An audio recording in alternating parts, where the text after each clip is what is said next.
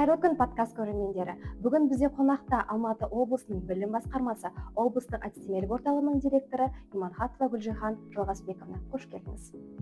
Жалпы бүгін сұхбатты мына сұрақпен бастасам, сіздің көзқарасыңыз бойынша көшбасшы қандай болу керек қазіргі заманда? Қазіргі өзгермелі заманда көшбасшы бірінші кезекте стратег болу керек. Екіншіден, жаңашылдықты тез қабылдап және өз тәжірибесіне дер кезінде қолдана алатын мықты басшы болу керек деп ойлаймын. Өте керемет. Келесі сұрағым, осы бүгін өтіп жатқан педагогикалық хакатон көшбасшыларға қандай мүмкіндік береді деп ойлайсыз? Бүгінгі педагогикалық хакатон бұл мектеп басшыларына арналған бірнеше кезекте өткізіп жатқан шарамыздың бірі. Бірақ бүгінгі хакатонда біз бірінші кезекте үлкен бір практикалық алаң деп ойлап отырмыз.